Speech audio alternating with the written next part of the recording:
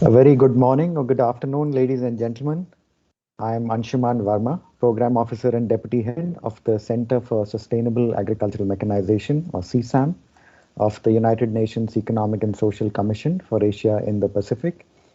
On behalf of CSAM, it gives me immense pleasure to welcome all of you to this 9th Regional Forum on Sustainable Agricultural Mechanization in Asia and the Pacific, on the theme of transforming food systems through sustainable agricultural mechanization in the region. We are very glad to have registered participants from over 20 countries in the Asia Pacific region and beyond for today's event. And they're joining us both through MS Teams and on YouTube.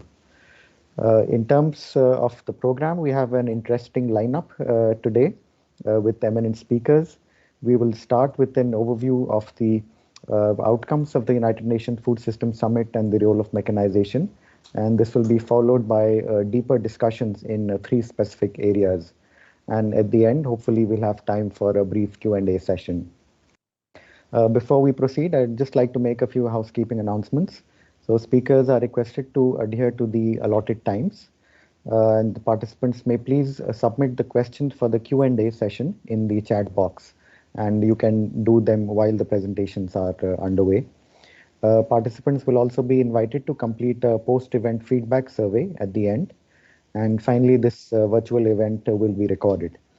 So without further ado, I'd now like to invite Dr. Yutong Lee, Head of the Center for Sustainable Agriculture Mechanization, to please deliver the opening remarks. Dr. Lee, over to you. Thank you, Anshuman. Dear friends, ladies and gentlemen, good morning and good afternoon. On behalf of the Center for Sustainable Agriculture Mechanization of the United Nations Economic and Social Commission for Asia and the Pacific, ESCAP CSAM, it's my great pleasure to welcome all of you to the 9th Regional Forum on Sustainable Agriculture Mechanization in Asia and the Pacific. In the words of the United Nations Secretary General, Mr. Antonio Guterres, quote, "Food systems are one of the main reasons we are failing to stay within our planet's ecological boundaries, but they can also be the key to tackling the climate crisis, addressing soaring biodiversity loss, and healthier societies." End quote. The COVID-19 pandemic has also exposed the fragility of our food system. CSAM's Regional Forum has provided a unique platform to synthesize regional wisdom and insights on emerging issues of mutual interest to member states in Asia and the Pacific since its first edition in 2013. And this year, the first Food System Summit have been convened in September, which focused the attention of world leaders and the international community on the emergency of transforming food system to be more inclusive and sustainable. We are glad to contribute to this global discussion today with our partners and stakeholders with a 9th Regional Forum. Today's forum is intended to focus on how to transform food systems through sustainable agricultural mechanization in the region. The summit outlined 5 action tracks to transform food systems, and for this reason, we chose 3 of them as most relevant to agricultural mechanization and for our network, namely 1, advance actable livelihoods. 2nd, boost nature positive production. And 3rd, build resilience to vulnerabilities, shocks, and stress. In this backdrop, today's forum seeks to achieve 3 objectives. Firstly, examine the role of sustainable agricultural mechanization in transforming food systems. Secondly, promote knowledge exchange and prioritization of efforts among stakeholders. And thirdly, enable regional cooperation and networking. 你们咋录的？咋截的图？ As you know, CSAM is a regional institution of United Nations ESCAP, and our mandate is to promote sustainable agricultural mechanization in the region. Throughout this year, We have engaged with many of you to discuss the role that your expertise and areas of your work have been in building better and more sustainable food systems. And many of our discussions were framed as independent dialogues to contribute to the summit discussions. We have highlighted that sustainable agricultural mechanization is essential for linking SDG 1, no poverty, with SDG 2, zero hunger, as well as other relevant SDGs for reducing food loss and waste, for enabling climate-smart agriculture, and for promoting inclusive for the benefit of the most vulnerable groups of the farming community.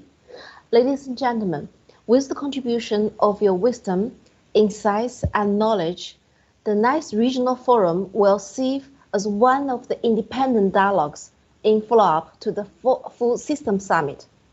Let us build on the momentum created by the summit, on the commitments to advance local and national food system transformation that your governments have pledged, together with civil society groups and of course with the support of the United Nations. I look forward to hearing your valuable perspectives and experiences on how to contribute to these pledges and make them real to a better future. I wish you a vibrant round of discussions. Thank you. Thank you very much, Dr. Lee, for your remarks, putting the theme of the 9th Regional Forum in context of the Food System Summit. So we will now move on. I am glad to invite Dr. Katinka Weinberger, Chief of the Environment and Development Policy Section of the Environment and Development Division of ESCAP, to please introduce to us the theme of outcomes of the United Nations Food System Summit and the role of mechanization. So Katinka, the floor is yours. Thank you very much, Anshuman, and very pleased today, distinguished delegates and participants. Dr. Lee had already alluded to it in her welcome remarks. Earlier this year, on the 23rd and the 24th of September, the UN held a Food System Summit during the 76th UN General Assembly's High-Level Week. And I think many will have agreed that the summit was really long overdue for many reasons. Firstly, food production and natural resource management is the direct concern of all of those who live in rural areas. And in Asia Pacific, this is nearly 50% of the population. Their livelihoods especially are very vulnerable to climate change. The food system itself is also a major driver of environmental degradation. Food systems and food production, produces vast quantities of greenhouse gases that warm the planet, responsible for 37% of all emissions. Then we have the loss of biodiversity, of agrobiodiversity, which threatens food security and also reduces the resilience of food systems in their ability to provide sufficient access to nutritious and affordable food. Now, only 9 plants account for 2/3 of total crops production, whereas we know of some 6,000 plant species that can be cultivated. And finally, let's not forget also the double burden of malnutrition. We're experiencing rising levels of obesity and malnutrition at the same. 1 in every 10 persons here globally was hungry last year. For Asia and Pacific, 1 billion people who face moderate or severe food insecurity. So looking at all of these problems and challenges, changing the way that we produce and consume food is really key to addressing them. So what did the summit achieve? Firstly, in terms of numbers, it was quite impressive. The summit gathered 37,000 registered delegates and was viewed online by more than 50,000 people from 193 countries. 165 member states delivered statements. 78 of which were delivered by heads of state or government. So this clearly confirmed that the summit was very, very timely and relevant. In the process leading to the summit, of the course of 18 months, more than 850 dialogues were organized, including, by the way, dialogues organized by CSAM and ESCAP. And in these dialogues, another 100,000 people from all around the world had participated. The summit reaffirmed that people, planet, and are at the heart of the 2034 Agenda for Sustainable Development. People, in terms of nourishing everyone for health and well-being, planet, meaning producing in harmony with nature, and prosperity through an inclusive, transformative, equitable recovery for the 2030 agenda. And that really means that we need to address food systems and their changes, their transformation through a very holistic approach. This holistic approach to food systems, by the way, is reinforced in our common agenda, a report recently released by the UN Secretary General, which is also very clear that food systems need to be transformed and that the risk of large-scale food insecurity can only be averted by aligning health, climate equity, and the Sustainable Development Goals towards food systems that are sustainable, nutritious, equitable at all levels. Going back to the summit itself, the summit's main outcome is the General's share summary and statement of action. And in this statement of action, the SG called on governments and partners to meet the commitments that they made to achieve the 17 Sustainable Development Goals by 2030. Now, this statement was not negotiated in an intergovernmental process, and it is not legally binding, but still it has a number of really powerful messages which try to orient all stakeholders in their policy decisions. And we already heard of it in the introduction, the welcome by Dr. Lee. There are 5 key areas that were identified at national and regional level, which can really contribute to make a shift towards progress on the SDGs, while also securing fundamental human rights for all. At these 5 areas, informed by an independent science group that had supported the preparations for the summit, are nourish all people, boost nature-based solutions, advance equitable livelihood, decent work and empowered communities, build resilience to vulnerability, shocks and stresses, and support the means of implementation. Now, in respect to these areas, sustainable agriculture mechanization can play an important role in transforming food systems and building their resilience in at least 3 of these tracks. For instance, sustainable agriculture mechanization can help advance equitable livelihoods by improving yield and output, by reducing production costs and increasing cropping intensity, and also by cutting down post-harvest losses. It can promote inclusion by reducing the drudgery of agriculture work, especially for the benefit of elderly workers, by empowering women and making agriculture more attractive to younger people.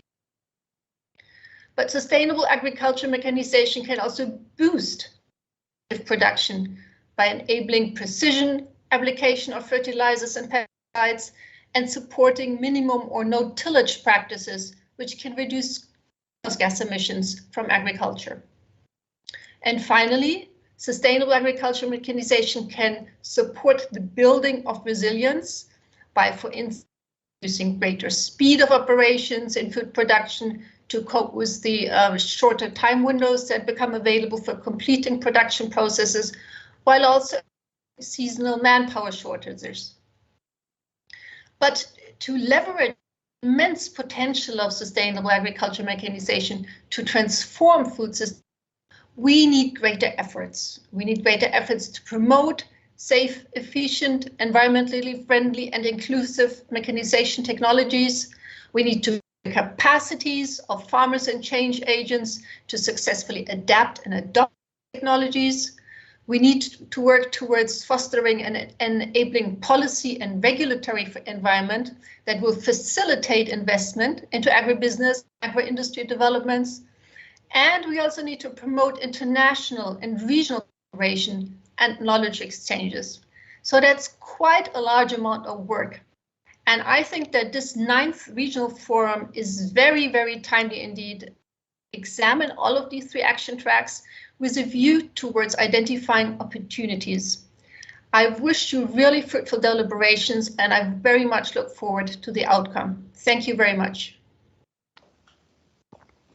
Thank you very much, Katinka, for your very interesting remarks. I think providing us a good overview of the Food Systems Summit, particularly the core focus on people, planet, and prosperity, the keywords, and also highlighting how participatory this process has been with a large number of dialogues contributing to the discussions at the summit. I think out of the 3 action tracks that you highlighted during this regional forum later on, we will be actually looking at some specific cases from countries illustrating how mechanization can contribute to 3 of these action tracks. So thank you very much, Katinka, for your remarks. Now, it's my pleasure to moderate the following 3 sessions. The first one is on advancing equitable livelihoods. And in this session, we have 2 eminent presenters from China and from Bhutan. Firstly, I would like to invite Mr. Liu Shu, the Deputy Director General of China Agricultural Mechanization Center of the Ministry of Agriculture and Rural Affairs of China, for his presentation on sustainable agricultural mechanization for increasing rural incomes and reducing poverty. So, Mr. Liu, the floor is yours, and you have approximately 12 minutes for your presentation. So, over to you, please.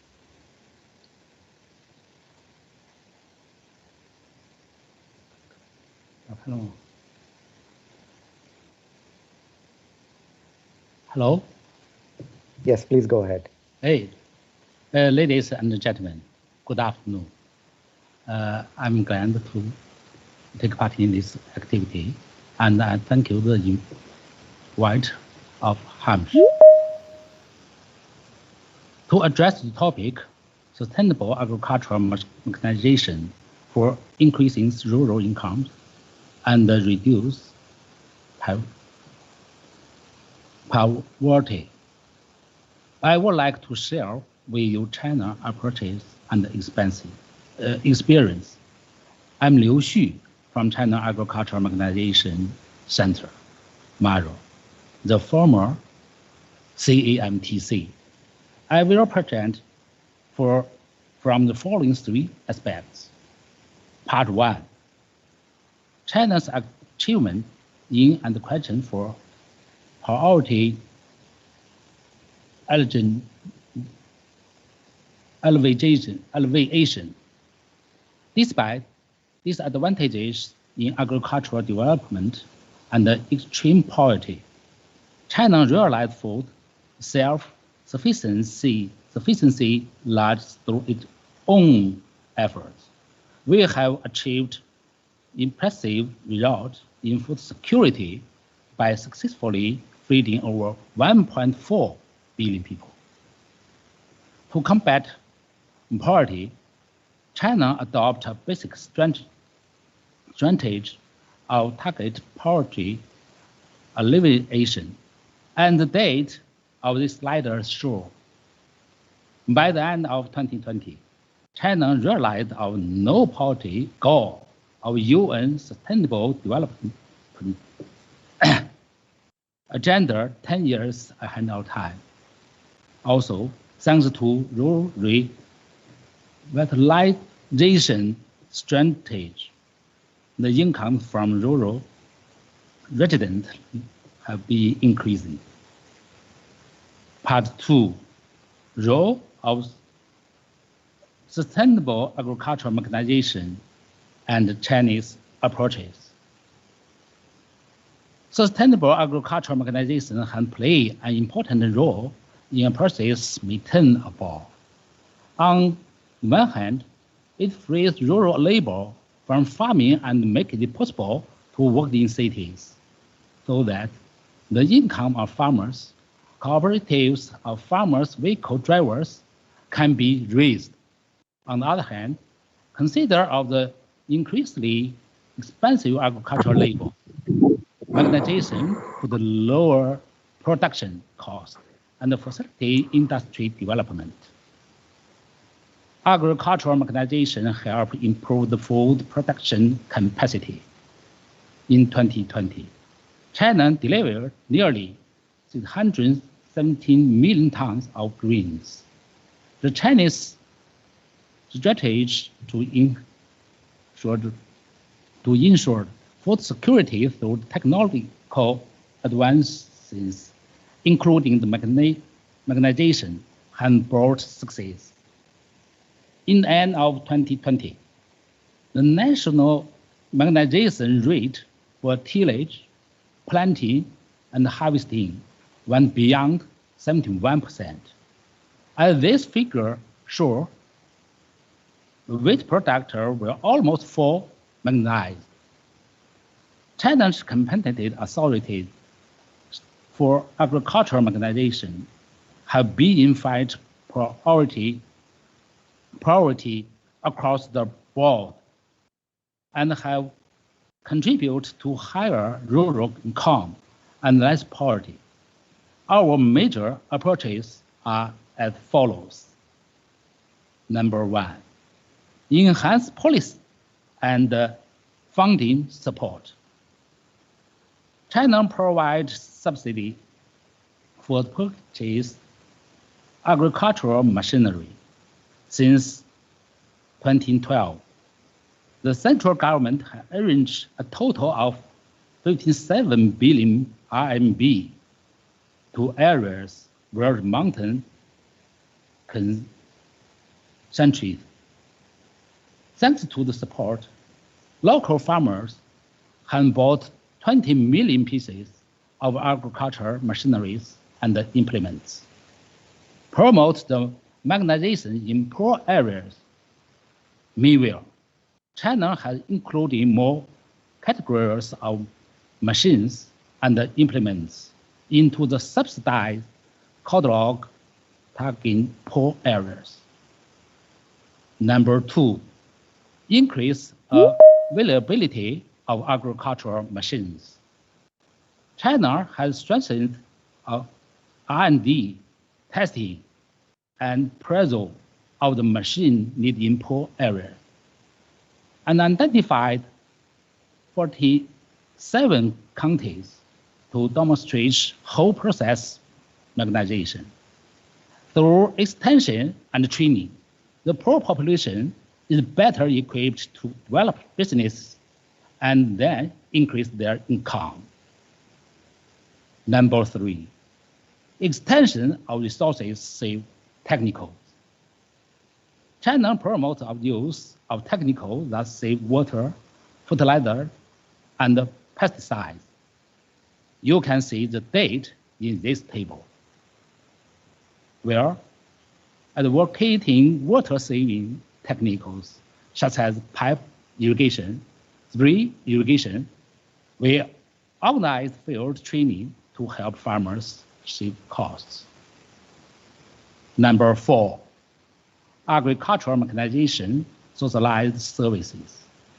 Subject to government guidance, socialized agricultural machinery service providers, including cooperatives, have maintained steady growth and help to increase the rural income and the data show.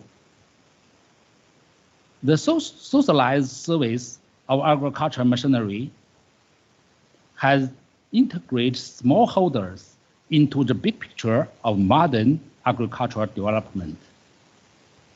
Number five, transformation of the farmland in mountain areas. Most poverty areas are located in mountain areas, where unfavorable conditions prevail. China has been transformed farmland in those areas to facilitate the traffic and the operation of agricultural machineries. And further, accelerate agricultural mechanization there. Number 6, capacity building. As guidance and support for the agricultural mechanization of poverty areas, we invited local authorities, hand of cooperatives, farmer owners to technical training and on-site demonstrations on mechanized crop and animal production. To solve technical problems, those standard in the way of specialty farming, experts invited poor households and offer training. Number 7, mechanize production to reduce food loss. And it values food loss and waste reduction. China advocates reduction efforts across the value chain, from production, storage, transportation, and processing to consumption, and have been upgrading agricultural machinery and storage facility to that effect, where China's agricultural sector is increasingly machinized. Food loss has been brought down. This table shows the great loss rate during the mechanized harvest farmer survey. Number 8, China 8 programs on agricultural machinery. China has been supporting and assisting developing countries in getting more mechanized. Through it established demonstration centers, organization trainings, and donating agricultural machinery. China shares its applicable technologies, equipment, and experience with peers. Part 3, challenges and visions. Where hungry populations remain large around the globe. The COVID-19 pandemic has intensified hunger and poverty. China calls on all stakeholders to put in more resources and eliminate poverty and hunger of all forms. China is also willing to cooperation with Asia-Pacific countries, share experience and knowledge on agricultural mechanization and poverty reduction, so as to contribute to the global poverty reduction and development. That's all. Thank you. Thank you very much, Mr. Li Xiu, for a very interesting presentation from China. I think you've highlighted how the overall rate of mechanization has reached 71% in the country, and also the role of policy of the focus on smallholders and mountainous areas and on resource-saving technologies. So a very interesting experience and results. Thank you for sharing. Maybe we can take some questions a bit later in the session. For now, we will proceed to the next presentation in this session on advancing equitable livelihoods. I'd like to invite our presenter from Bhutan, Ms. Meghna Upreti, agriculture engineer of the Agriculture Machinery Center of the Ministry of Agriculture and Forests of Bhutan. And she will be presenting on mechanization for empowerment of rural women. So, Mr. Upreti, the floor is yours, please.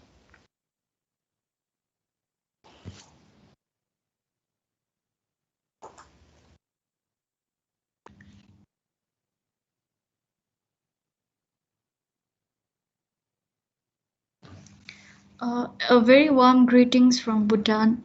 It's my pleasure to represent Agriculture Machinery Center, the apex farm mechanization body of Bhutan. So today I'll be presenting on mechanization for rural empowerment, mechanization for empowerment of rural Bhutan. So I'll be talking about what are the barriers rural women of developing countries are facing in promoting and adopting agriculture mechanization, and I'll be also talking about the women farmers of Bhutan and agriculture mechanization and their challenges, and also a section of this presentation is devoted to the gender-friendly technology which has tested successful in Bhutan. So to get started with, according to FAO, rural women plays an active role in small-scale agriculture in developing country, which results up to 43%. And women supports. Are you able to see the slides? Please move to the next slide. We are still seeing the first one, your title slide.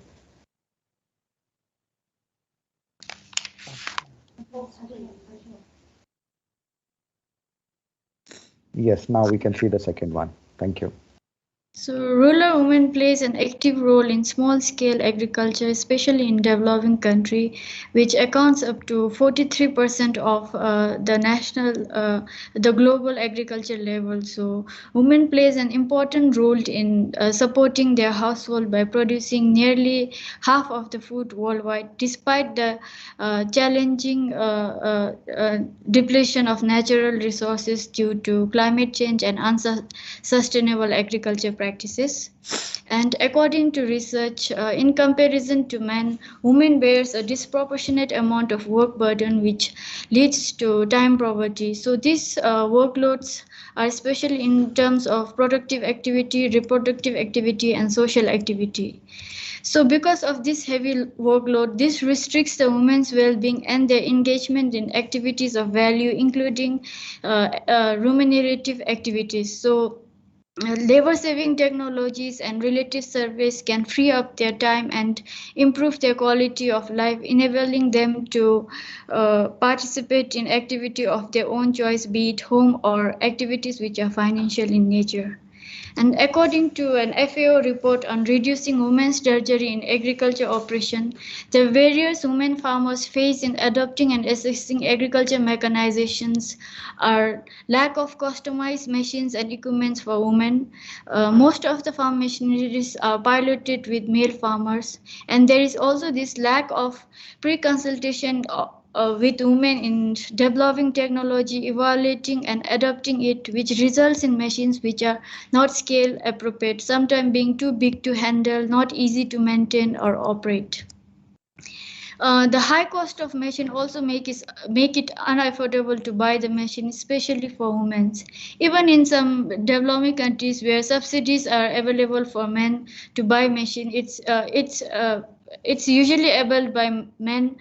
And other reason is women of developing country have limited ownership of land, so this also restricts them to make it difficult for them to access the financial services. And because of this social norm associated with gender role, it amplifies the gender gaps, and it reduces the ability of women to participate in training activities and awareness programs. And there is little monitoring of the impact of the technologies, and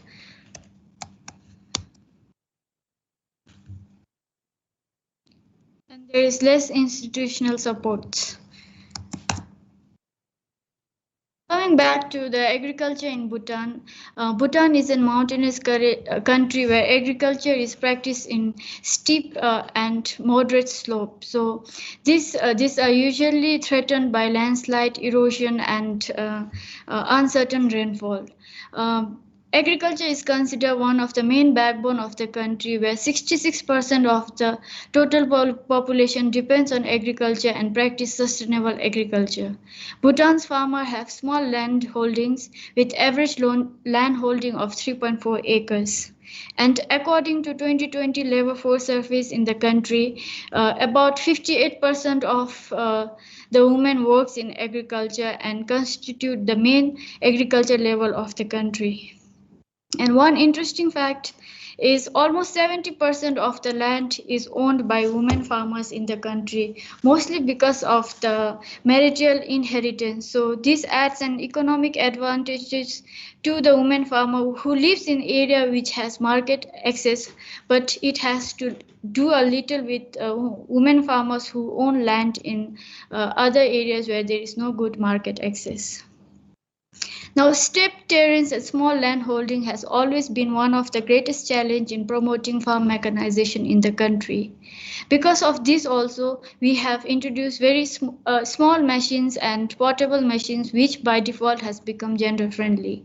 And in Bhutan, the mechanization level at present stands at 24.14% in land development, and tillage and post-harvest agriculture operations are the area in which most mechanization is done in the country. However, there is no community which is fully mechanized in Bhutan. The mechanization is done in parts and pieces.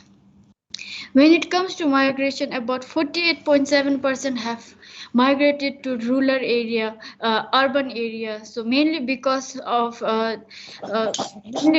for employment and financial generation, and also one of the reason is because of the unattractive agriculture such as steep terrains, limited access to market, wildlife conflict. These are also some reasons which has led to migration of the rural people in urban area.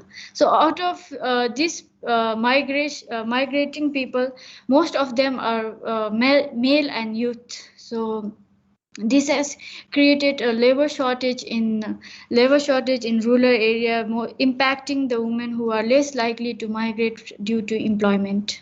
So this becomes one of the key challenges that our Bhutanese women farmers face, that is labor shortage. And according to Gross National Happiness Commission, about 53% of the household in rural area face labor shortage. This indirectly impacts our women. And despite women being the key contributor to the agriculture labor in the country, they are directly affected by the challenge associated with agriculture in Bhutan in terms of low productivity, limited technology adaptation, limited access to finance, and poor market. So this translates to vulnerable livelihood and high drudgery for women farmers. Some of the government policy and strategy to promote farm mechanization in Bhutan is land development. So government organizations like Central Machinery Unit, National Soil Service Center are involved in land development in mountainous area, making it feasible for agriculture operation and use of machineries. Farmers are also provided with credit service who wish to own machine at low interest rate. And state-owned enterprise like FMCL provide subsidized hiring service on agriculture operation. Almost all of the farm machinery hiring services are subsidized more than 50% by the government. The government is also working on research and development on gender-friendly technology, and to ensure safe and quality use of machine in the country, the machine bought by the private sectors in the country are tested as per national codes and standard and provided the certificate of compliance. To encourage and disseminate information and awareness on farm machineries, farmers are given free trainings and to encourage the participation, they are also given minimum daily allowance and free accommodation. However, it is noticed that women's participation in such activity at center is not so common. So as a result, awareness and hands-on training on farm machineries are also given at sites to encourage women's participation. Some of the areas where gender-friendly technologies have been introduced in Bhutan are power tiller and mini tillers for land development. Mini tiller is gaining its rapid popularity in the eastern region, and tractor attached and power tiller attached bed making and mulch laying machine for vegetable cultivation.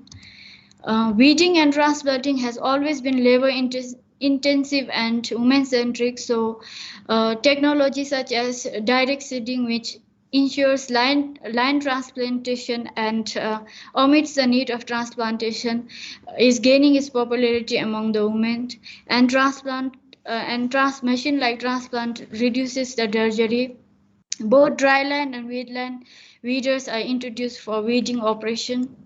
And various farm machinery, harvesting and post-harvesting machines are also there, such as modified brush cutter for harvesting standing cereal crops, using of repair, availing the hiring service on combine harvester, pedal thresher, power harvester, buckwheat dehusker, mini portable rice mill, flour mill, and oil mills are some of the technology which has tested gender-friendly in the country. So that's it from my side. Thank you for having me.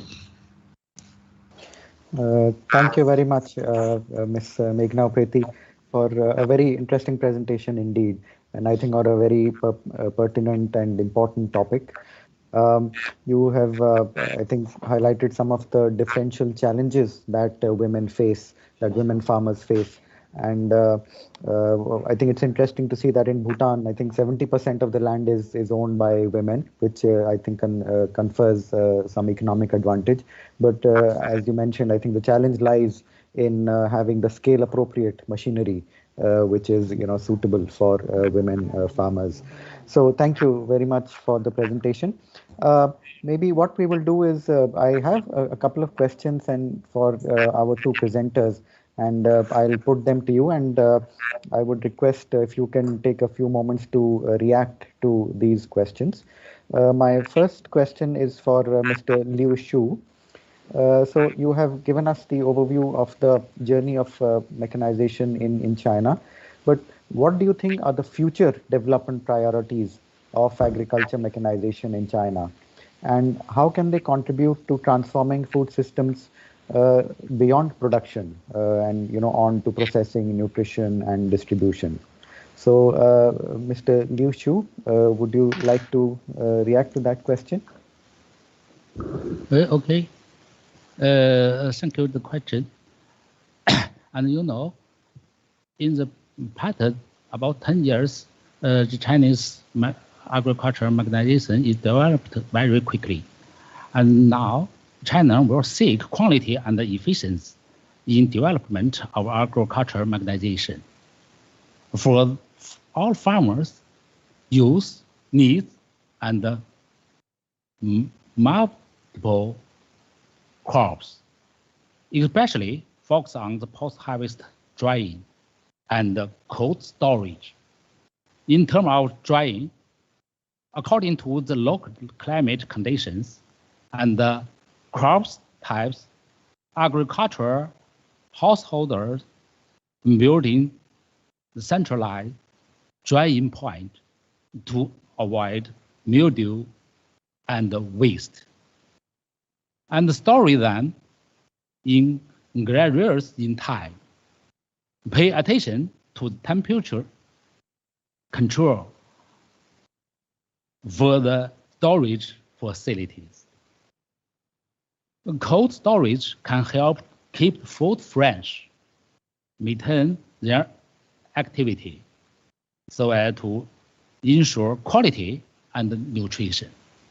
So I think this is the way agricultural mechanization will contribute to transform food system in China. in the future, in the near future. That's my answers. Thank you. Thank you very much, Mr. Liu Shu, for those additional comments. I also have a question for Ms. Meghna Upreti from Bhutan. I think one of the areas that you have highlighted is about R&D for agriculture machinery. So how do you think women farmers can be better involved in the design of agriculture machinery that meets their needs? You mentioned about the constraints on scale appropriate machinery. So how do we involve them in the design of the machinery? Thank you very much for your question. So as mentioned in one of the slide, like pre-consultation with women while developing machines and doing survey and understanding their needs and preference, and also doing getting their feedbacks on machines that are already available and incorporating the feedbacks are some indirect or direct means of involving women's participation in developing machineries. So that's my answer. Thank you. And that's very interesting for CSAM because, as many in the audience would be aware, we also have a project on testing of agriculture machinery of ANTAM, where we are promoting harmonized testing standards for machinery. And I think the differential challenges faced by women is an important dimension that I think needs to be reflected for the testing as well. So thank you for your reaction. With that, I will now move to the next session, which is on boosting nature positive production. So in this session, we have two presentations from Cambodia and from India. So to start with, I would like to invite Mr. Nin Kosal, Director of the Department of Agricultural Engineering of the General Directorate of Agriculture of the Ministry of Agriculture, Forestry and Fisheries of Cambodia. And he will be presenting on scale appropriate mechanization for conservation agriculture. So Mr. Kosal, we will share your presentation from our side shortly. Please give us a moment. Thank you, Dr. Asuman. Good afternoon from Cambodia, ladies and gentlemen. Today, I'm very glad to have joined the regional forum on sustainable agriculture mechanization in ASEAN and Pacific, and also I am the one speaker in this regional forum also. Regarding to the situation that we are all know from the long period of time that we use the agriculture land not much and management not well, that we see that we feel affected by the use fertilizer, we are affected by the chemical, and also the climate change and resilience also may be creating our land for agriculture maybe from day to day and from year to year. And then the result also that we see, especially in Cambodia also, that when we search, we see the overview challenge on the land for cultivation for the product of the agriculture sector. This one also may be concerned what will happen on this one. And also we will find how the methodology and how to correct and proper management to our farm and also to the technology to research for adaptation in the sustainable agriculture in the long run. Yes, let now to overview in Cambodia. To overview in Cambodia that we see this need the Cambodia agriculture sector to event itself by shifting from increasing product through land expansion and accession use of input toward the sustained intensification. That in Cambodia we see the four big challenges that we will.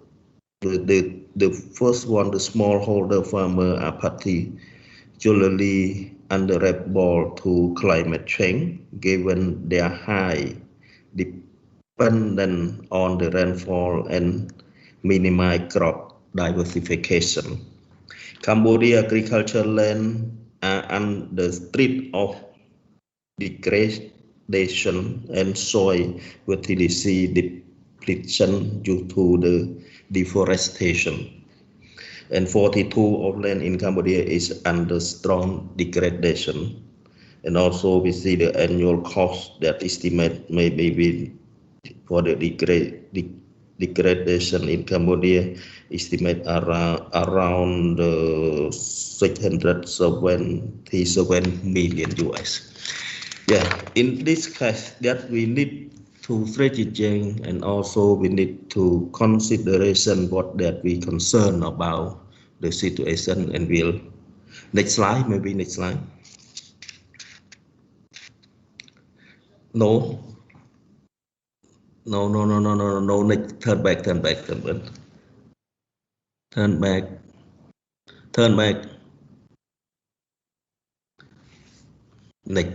one. Okay. Next one. Okay. The need of sustainable intensification solution that we need to consider efficiency that we better use us on farm and also important reserve. We consider the substitution that means we focus on the replacement of technology and practices. We will make the redesign that consider to harness ecology process and connect the scale for scale up. The conservation agriculture lead in part of this one that the main point that we consider to healthy soil and increase the resilience of the product system. We have three pillars of the conservation agriculture. That the first one we consider the minimum of on no soil tillage. The second permanent soil cover, and the species diversity spatial arrangement. In next slide. In this case, we want to show you that the different initiatives toward the transition of the period, the conservation that we consider in my country. That you see the period from 2004 is the period, the design, the research, that the part of the research, and also we start from the 2004 until 2005 in sustainable agriculture and natural resource management, and we under the 2013 we just service provision, and until 2018 we have engagement of the private sector in the part of the conservation, and also we try up in 2020 that we try create the platform that we call the classic dialogue politic that regarding to concerning agriculture and agroecology. And also that we have 2021 that we have a policy dialogue and extension, and this one also that we consider the agroecology and seafood system transition that we concern. This one that I want to show about the transition of the period that we try to consider and formulation the system and policy for adopt the conservation agriculture in Cambodia. Okay, next slide. And also I want to our lesson learned from previous experience of the promotion conservation agriculture with different activity in order to promote CA. We have to collectively build our foundation of promotion by working closely with private sector who invest in CA to promote the CA farming practice and CA machinery and technology to smallholder farmer. I want to bring some this one information how we create the CA consideration in Cambodia. In April 2018, the Center of Sustainable Agriculture Mechanization, a region institution of the United Nations Economic and Social Commission for the ASEAN and the Pacific, was instrumental in hosting the recent workshop on role of mechanization in strategizing smallholder resilience through conservation agriculture in ASEAN and Pacific. There was the two other projects that has support the promotion of CA in Cambodia, namely the Conservation Agriculture Service with a fee and the Mekong Inclusive Growth and Innovation Program that Swiss Contact run and and focus on engaging the private sector in the technology. SESAM run and also CAS in part with the Department Agricultural Engineering, Department of Land Resource Management, and CAS CIRAT, and also that is one the corporate, the fund activity, different partner, and the two important projects has a plan to rely the commercialization of the CA machinery based on the foundation lead early. This one, the one. But here the hand in the lead to foundation promotion activities such as the three steps of the searching, creating demand, and great service provision and private sector engagement. We also build the framework for promote of innovation agriculture product and to find more sustainable way to exercise the promotional framework activity that has been proved effective under experience from project, namely that we consider the Mechanization. This one I want to explain that from our experience also we want to improve the conservation in the countryside. We need to create the one model that we call the Mechanization support for supporting the sustainable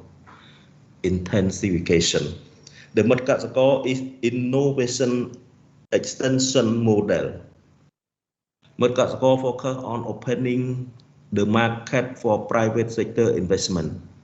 The model is government research for the future with the intention to improve the public agricultural extension service system in Cambodia. I want to explain this model. This one we cooperate with the NGO and also join with the government agency to support in the long run and to promote for conservation, agriculture, and agroecology in Cambodia. The next slide. I want to please consider that the step of the Mechanization that we consider the first step that we identification of the potential agriculture, the cooperative farm and service provider. And second step that we consider demand creation with the agriculture cooperative service provider and also small farmer. And the third, we consider the field showcase by early adapt farmer of SI operation sequence. And the first, the commercial demonstration led by the private sector to showcase SI the practice and technology.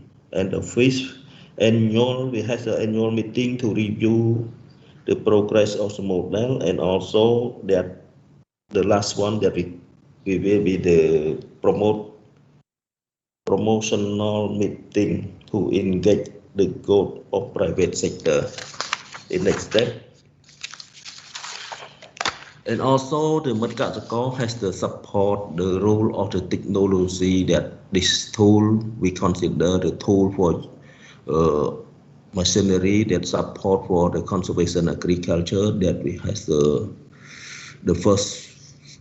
first step that we will need to the tool that we make the land preparation, and second we can make the land leveling, and the third we can plant the cover crop, and the fourth we have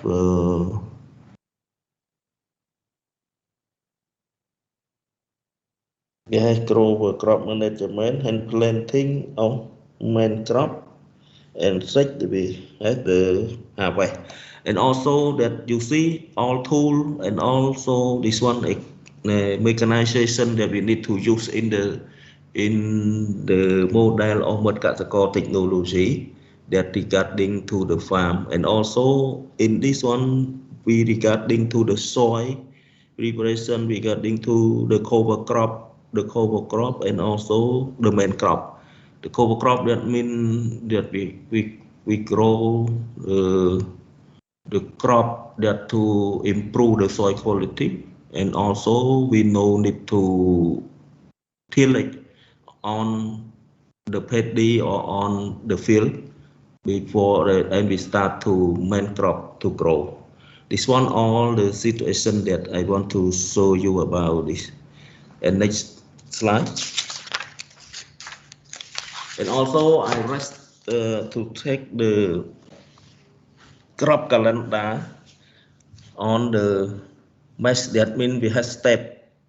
If we make the mesh that the previous one, the step one that we have land leveling, that we will be make the land leveling proper, and also the second step we will be plant the cover crop, and the third step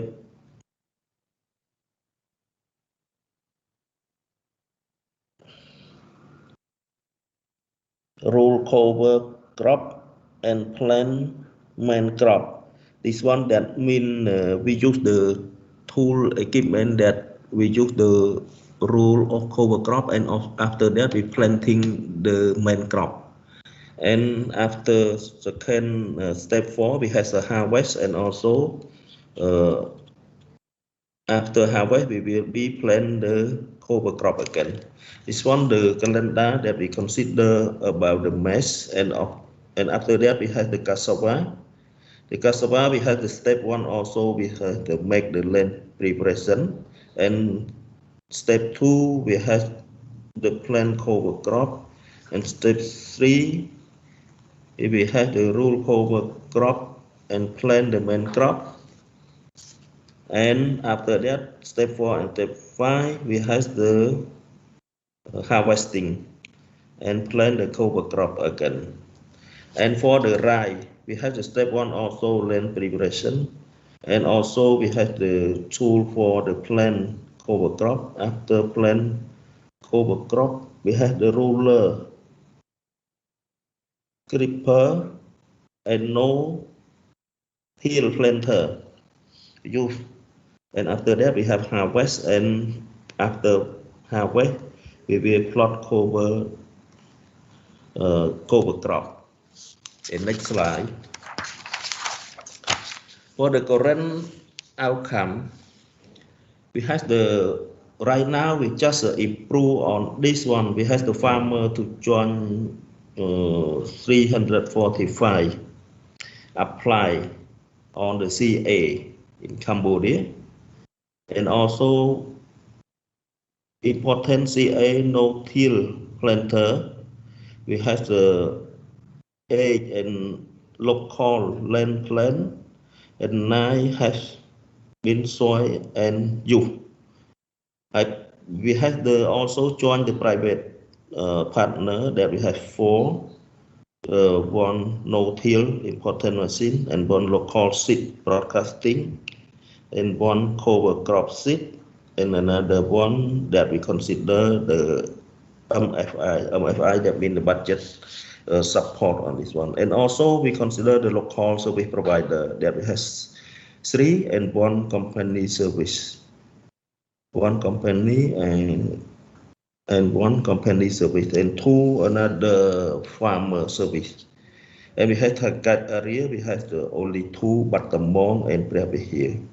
But right now in Cambodia for conservation agriculture, most that we concern in the mountain area or maybe that or some the highland. That is one that we concern the process on the conservation, and cover crop that we has the process produce that 17 town from the private company and sell across the country. And also until right now we have 1,101 hectare land cover on conservation. The next slide. Regarding to the conservation improvement, that also we have see some challenge that even through the current intervention has been gradually raising more awareness and application of the CA from farmer. There are still slow progress of adapt of CA machinery from the local service provider counterpart due to the gap of providing service from emerging demand from farmers who want to apply the CA are still struggle to meet the demand for the machinery service.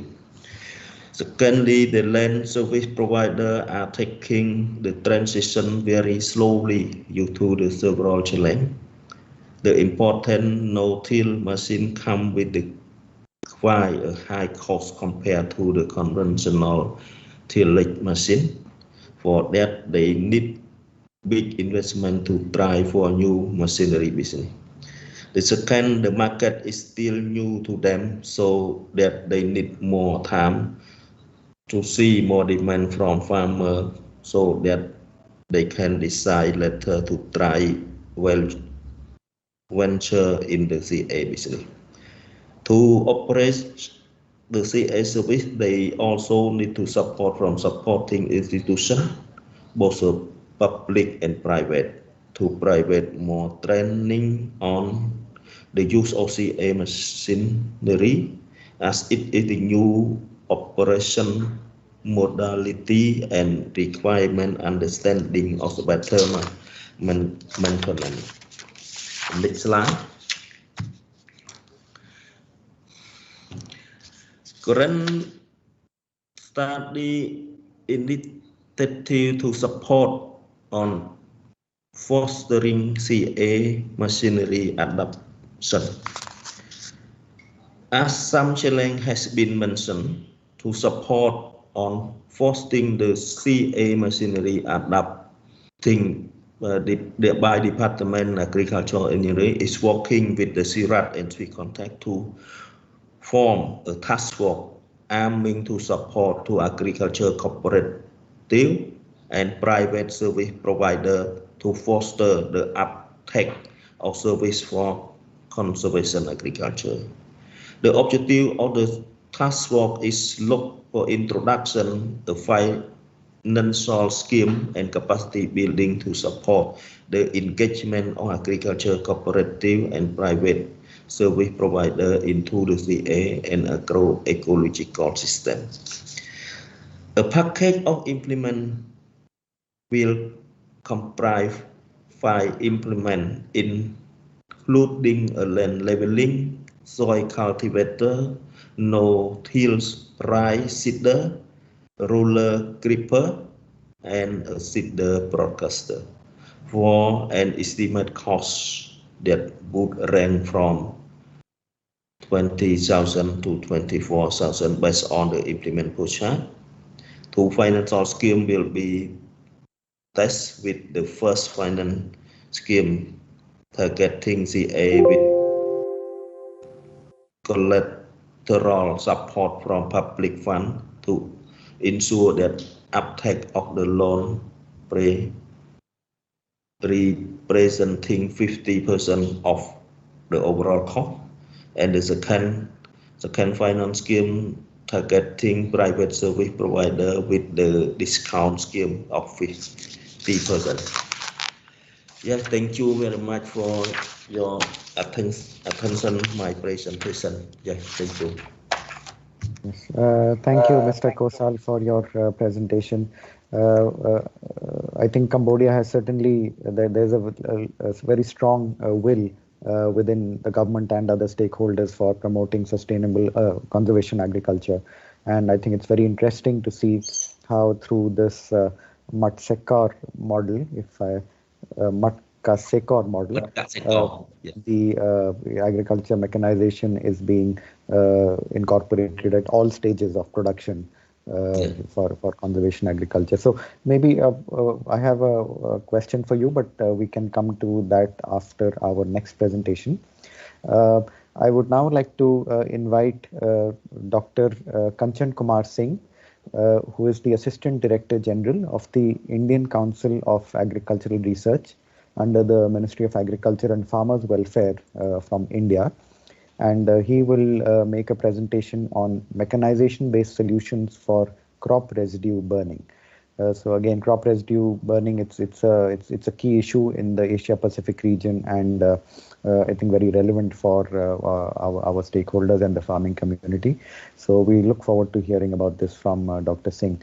So Dr. KK Singh, over to you, please. Good afternoon, everyone. Am I audible and my slides visible? All good. Please go ahead. Excellent. So the topic of my presentation is mechanization-based solutions for crop residue burning. What is the problem actually? More than 700 million ton crop residue is produced in India, and out of that 174 million ton is surplus. But we are focusing more on two states, Punjab and Haryana. In these two states, nearly 30 million ton of paddy straw is generated. As far as India is concerned, 40% of rice residue is burnt. Then second is wheat, for which 22% residue is burnt. For sugarcane, 20% crop residue is burnt. And for rest other crops, 18% of the crop residue is burnt. So out of 30 million tons of paddy straw in Punjab and Haryana, about 7 million ton from 0.8 million hectare is removed from the field for alternative uses like power generation, biofuel production, feeding animals, and for heat generation, etc. About 23 million tons of paddy straw from 2.8 million hectares is burnt in the field as an easy and quick method of disposal. Now, the burning of 23 million of rice residue in northwest India leads to a loss of about 9.2 million tons of carbon equivalent, which is about 34 million ton equivalent of carbon dioxide, and a loss of about 0.14 million ton of nitrogen, equivalent to about $27 million per year. So this is huge financial loss. It is estimated that 1 ton rice residue on burning releases 13 kg particulate matter, 60 kg carbon monoxide, 1460 kg carbon dioxide, and 3.5 kg nitrous oxide and 0.2 kg sulfur dioxide. Therefore, burning of straw causes phenomenal pollution problems in the atmosphere and huge nutritional loss as well as physical health deterioration to the soil. What are the present practices which are being followed? Since time available between the rice harvesting as well as next crop wheat sowing is only 20 to 30 days, as well as time available between rice harvesting and sowing of vegetable crops is almost nil. So immediately after harvesting, we have to plant vegetables, and for wheat, it is 20 to 30 days window available. So at present, what we do is after harvesting of rice by combine harvesters, the farmers sun dry the straw for a few days, 4 to 5 days, and then burn them in the field before preparing the field for sowing next crop by using disc harrow, rotavator, cultivator, planker, and sow the wheat or potato by seed drill or planter. Everything is mechanized. This mental setup, if field is not cleared, we are going to lose next crop or we get low production of wheat, causes this burning to continue. For management of paddy stubble or ISTRA, two alternate and safe methods for ISTRA management are available. One is in situ, that is in the field itself. Another is ex situ, that is taking the ISTRA from the field. For example, baling and transporting ISTRA from field, though appear to be an option for safe disposal, it may not be feasible currently until alternative usage facilities are created for effectively using the baled ISTRA. The ex situ ISTRA management options are more capital intensive and would require significant subsidy inputs for farmers and user industry to be sustainable. Therefore, the government is promoting in situ ISTRA management in big scale. This in situ ISTRA management, that is in the field itself, financially most viable and workable option in the immediate short run. Mulching and incorporation are again two suggested methods of in situ ISTRA management. Mulching may be practiced where rice is followed by wheat, and incorporation may be adopted when rice is followed by vegetable crops. So for in situ ISTRA management from residue incorporation, farmers may save about 1,600 kg carbon, 20 to 30 kg nitrogen, 4 to 7 kg phosphorus, 60 to 100 kg potash, and 4 to 6 kg sulfur in addition to micronutrients, which is equivalent to $20 to 30 per hectare for plant nutrients after 3-4 years.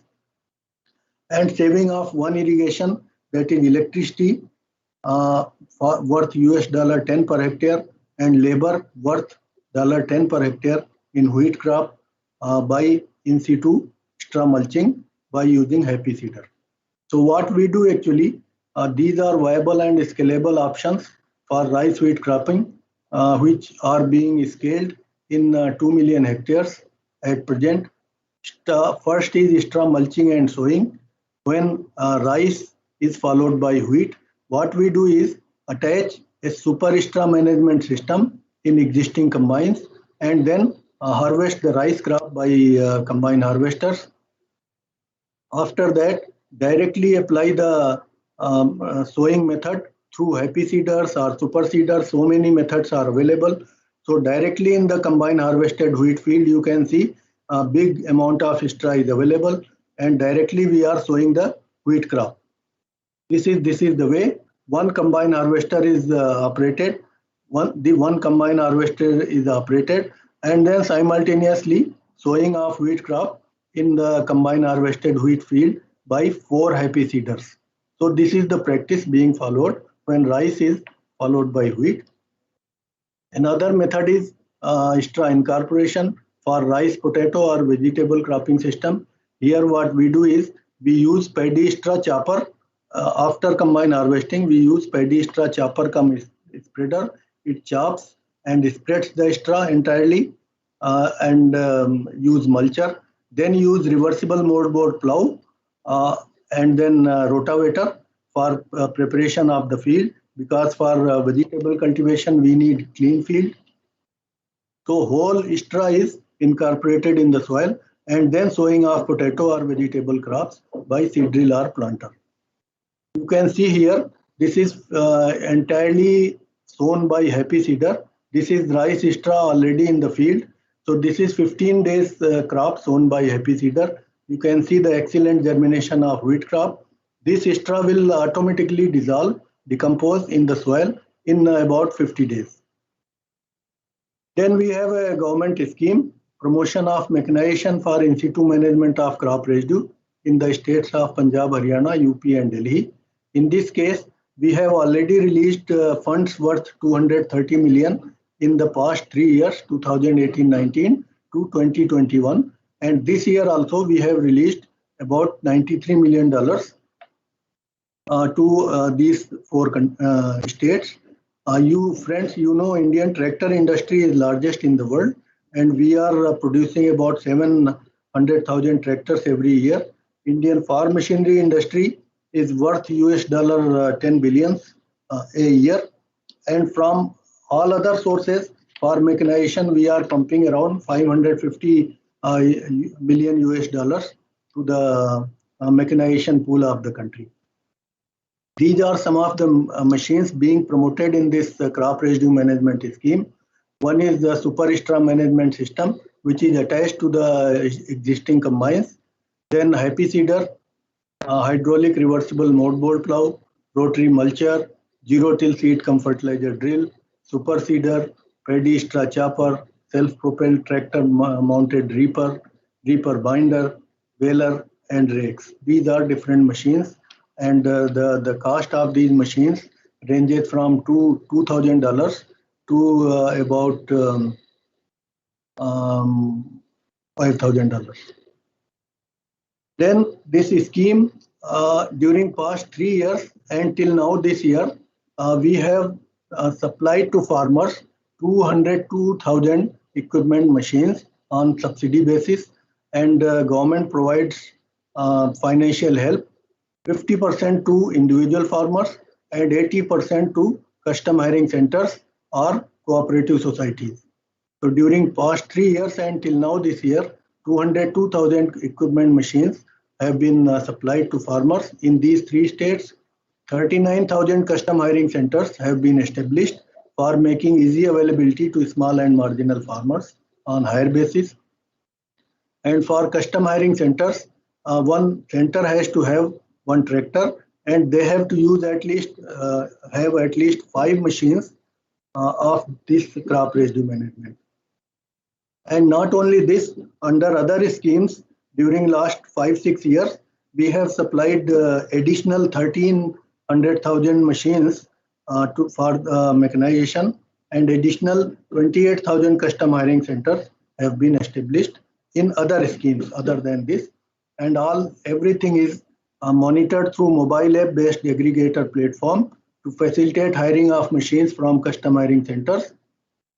So farmers directly use these mobile apps to know the nearest location of custom hiring center, what are the rates for hiring, and then simultaneously place the order and make the payment. And everything is monitored by government. Then we are informing information, education, and communication to farmers for making the stakeholders awareness. So during past 3 years, we have had around 2,000 awareness programs for about 150,000 farmers. Around 700 training programs have been conducted for 20,000 participants, 130 farmers fairs for 600,000 participants, 810 school children have been mobilized to convince the stakeholders. Then around 30,000 demonstrations have been conducted in about 44,000 farmers' fields, 400 exposure visits, 340 field days, 83 harvest days. Then advertisement in print media, columns, and all those things. Publicity material, about 10 million publicity material have been distributed. So enormous benefits we have received for this residue incorporation. Survey conducted in these 2 states revealed that Happy Seeder or Super Seeder sown in situ crop residue managed wheat farmers, they got following advantages as compared to conventional system. They got 2.7% higher wheat yield. They got 25% less irrigation water, usually one irrigation, because the planting of wheat crop is done directly after harvesting the combine harvester.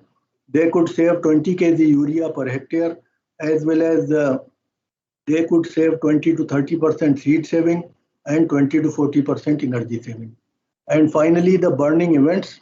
Because of this, burning events were monitored by multiple satellites with thermal sensors during the harvest period from 15 September to 30th November in the states. And every day, 7 satellites we are using, and during day and night, we are getting 14 replications for each and every field location. Every day we are doing monitoring by remote sensing, and every day report is prepared and submitted to each government.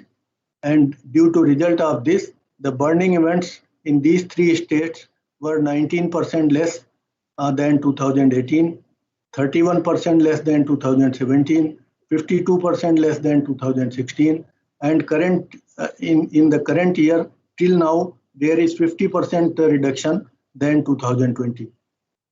So thank you all for patient listening, and if you have any question or comment, you are most welcome. Thank you very much, Dr. Singh, for your presentation. I think a lot of specific data and precise information is there. And of course, in India, there's been this very large-scale national program for addressing straw burning, and I think it's very interesting to hear the experience from India for this project. So I have a question for you also, but maybe I'll first take a question for Mr. Kosal. So, Mr. Kosal, you had mentioned in your presentation about this task force that has been set up for engaging cooperatives and private service providers to be initiated, and also the financial schemes that this task force will launch. So, could you tell us a bit more, because I think it's very important to engage the cooperatives and private service providers in promotion of conservation agriculture through mechanization. So we would love to hear your reaction to that. Yeah, thank you, Dr. Asuman, that regarding to the conservation agriculture that implemented in countryside and research from 2004 and until right now 2021, and also we create the policy and research and guideline and platform to pushing the conservation agriculture in the countryside. But the main issue that we see the service provider, because you know the conservation agriculture technique we need to support from mechanization, from machinery, and from tool that adapt for the adapting the methodology. In this one, in my country, that we have some own farm and also some private sector, but still slow. And we want to create the platform and the model for pushing and also the cooperation between the government and NGO and also private sector to speed up and to collaboration with this one to creating the conservation agriculture in the countryside. And also we have planned to consider maybe increase the, like I mentioned, like right now only 2 provinces, but maybe we increase the 5 or 6 provinces more. And also we will conduct a survey and also see what the situation that we can create the service provider by the private sector or by the cooperative or by the own farm that they have the potential to do. This one that the main issue that we see for improvement the technology of conservation we need to support by the service provider in the countryside. Yes, thank you, Dr. Asuman. Thank you very much, Mr. Kosal. And Dr. Singh, you have highlighted a number of the positive results of the national program. And could you also outline some of the main challenges that you have faced in implementing this kind of a large-scale scheme, and how it is going to evolve in future? And in fact, we've also received a related question on the chat that what has been the cost difference between the recommended procedure and the conventional system. So if you can just share some thoughts on these aspects, on the challenges and also the cost differential between the two. Okay, first about the cost difference. It is about 5,000 Indian rupees per hectare. Direct saving is there. Indirect saving I have already given in the presentation. So 5,000 Indian rupees is about $600 US per year. And then about main challenges. Main challenge is a problem of plenty. So we have given enough number of machines because of the government subsidy, and the machines are underutilized, not fully utilized. So what we are doing, we are analyzing block-wise, district-wise utilization pattern of the machines, and corrective measures are being taken. More emphasis will be given to information, education, and communication activities to educate the stakeholders for betterment in the future. Okay. Thank you, Dr. Singh. So two very interesting presentations in this session, and thanks to Mr. Kosal and Dr. Singh for sharing your knowledge. We will now move to the third session, which is on building resilience to vulnerabilities, shocks, and stress. And in this, we have a presentation from Kazakhstan and another presentation from the Republic of Korea. So first, I'd like to invite Mr. Kanat Akshalov, Head of Laboratory for Adaptive and Agro-Landscape Technology of the AI Barayev Research and Production Center for Grain Farming in Kazakhstan. And his presentation will be about intensification of tillage system in dryland conditions of Kazakhstan. So, Mr. Kanat, over to you. And I know you have cut short your field visit to be with us and make the presentation. So thank you very much for sparing your time for this. Could you please unmute, Mr. Kanat? You are muted. Could you unmute your microphone, please? Yeah. Can you see my presentation? Yes, please go ahead. Thank you very much. Dear colleagues, dear friends, first of all, thank you very much for invitation to be part of this forum, of this event. I will be talking about dryland agriculture in Kazakhstan. It's north, west, central, and east part of Kazakhstan. And this region is producing about 80% of agricultural production in Kazakhstan. My presentation will go about agronomic aspects to develop agricultural machine in Kazakhstan in this rain-fed area.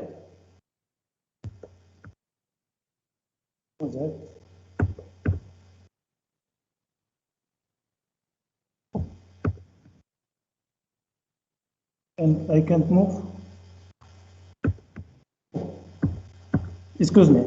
First of all, what is soil conditions, climatic conditions in north part of Kazakhstan? So when we're talking about precipitation, we have about 320 millimeters of precipitation per year. And during vegetation time from June to August, we have about 120, 150, 40 millimeters of precipitation during vegetation time.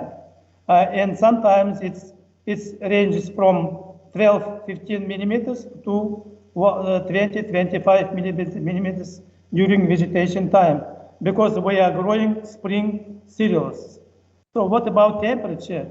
The mean temperature is about 1.8 degrees per year.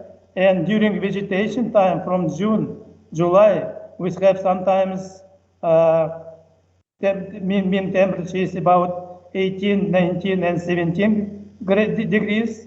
And sometimes absolute temperature maximum is 40, 43, 40 degrees. Sometimes we have some frozen in vegetation during vegetation time from June to July. Sometimes it's frozen. So what is challenge we have and limiting factor? Of course, the main factor is climate change. It's high temperature. Sometimes we have very high humidity during last decade. Of course, this is decreasing of soil health and plant health. Of course, this is soil degradation, economic factors, world market, and not stable world prices for cereals and for other crops, and very high competitiveness. Of course, high cost of technology. This is including machines and pesticides. Of course, we have some expansion of foreign machines because it's very expensive. So what is expected climate change? What we're expecting if temperature will be decreasing by 2030 by 2.9%. And by 250 year by 4 or 15%. And precipitation in vegetation time will be decreasing. This is why I'm showing this, because we should take into consideration these factors to develop our cropping system. And according to climate change, we have some key findings. This very changing in seasonal and annual soil temperature, surface soil temperature, increasing winter precipitation, and redistribution of summer precipitation, because this is very important for our crops. So what soil zones we have in north part of Kazakhstan? So in north part of Kazakhstan, we have 56% of humus content, and moving to south of north part of Kazakhstan, humus content is decreasing to 3–4%. So according to this soil fertility, we recommend some crops. So total arable land is about 25 million arable lands in north part of Kazakhstan. So distribution of arable lands is, we have some different districts. In north, we have 5 million hectares. In central part of Kazakhstan, about 6 million hectares. In west and east, about 6 million hectares of arable land. One of the main tendency nowadays is irrigated area is increasing to 1.5 to 2.2 million hectares. So what is one of the cropping system we are using now is conservation agriculture. So there are some, we are using direct seeding, of course using herbicides, pesticides, and one of the main factors is mulching of soil surface. So what means main principles of conservation agriculture in Kazakhstan? So when we say about no-till, it is no mechanical tillage, just direct seeding. And sometimes we recommend minimum tillage, it's zero tillage, reduced tillage. There is a combination of mechanical and chemical treatments. And nowadays we recommend some diversification. Among cereals like wheat or barley or oats, we recommend some cash crops like oil, legumes, forage crops, and etc.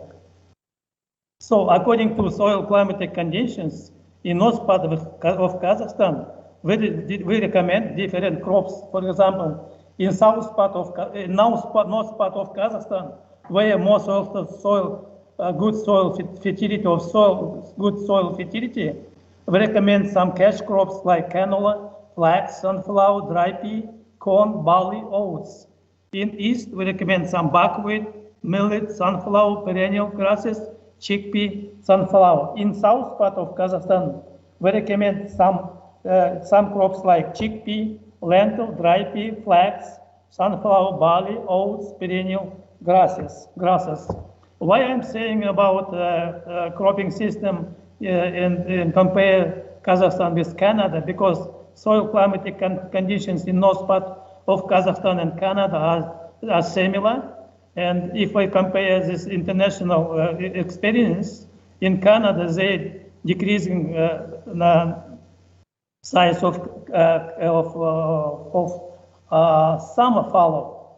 In north part of Kazakhstan, we have stable size of summer fallow about 3 million hectares.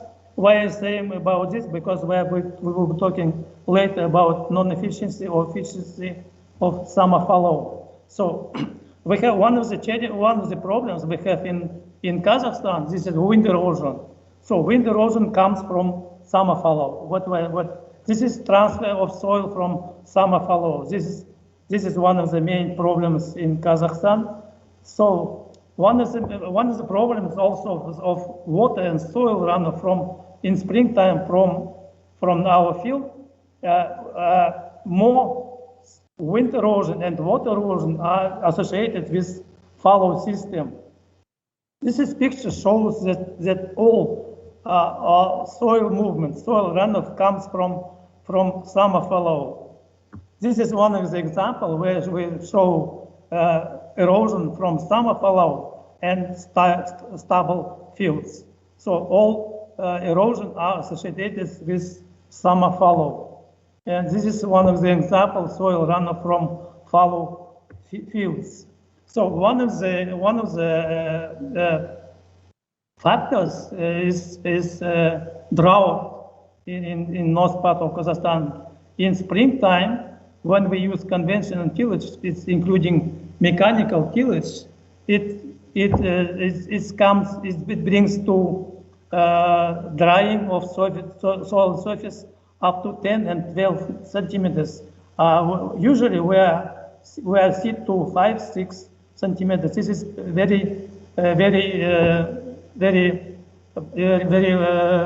important factor and very problems during springtime. That we recommend no tillage system and direct seeding. This is one of the examples of no tillage system and mulching of surface or soil surface.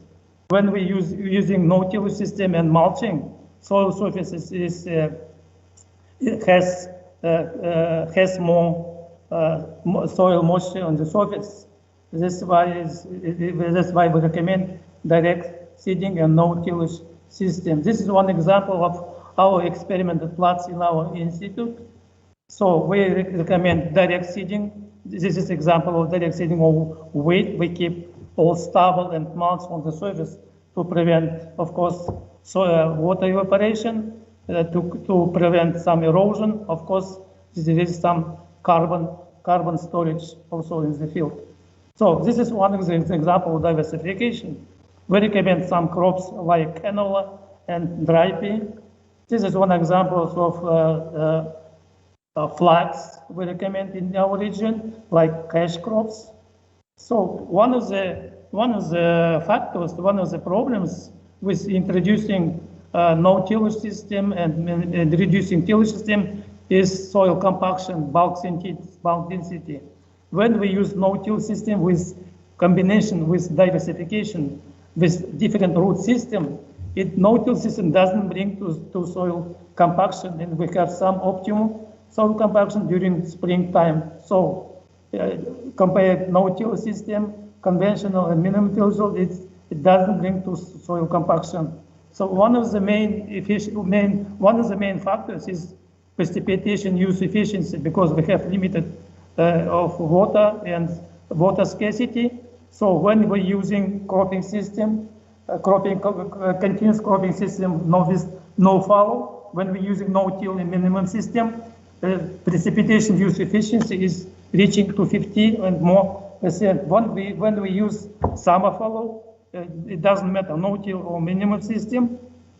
During this summer following time, we have 450 millimeters of precipitation. In precipitation use efficiency only 18-20%. That's why we don't recommend summer fallow.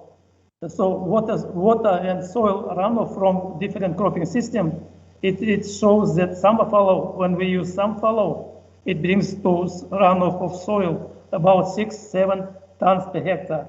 When we use continuous cropping system without summer fallow, it's safe soil and water in the soil. So when I have mentioned about diversification, and we recommend some cash crops like canola and flax, when we use direct seeding and the reduced tillage, we can reach yield up to 1 tons per hectare.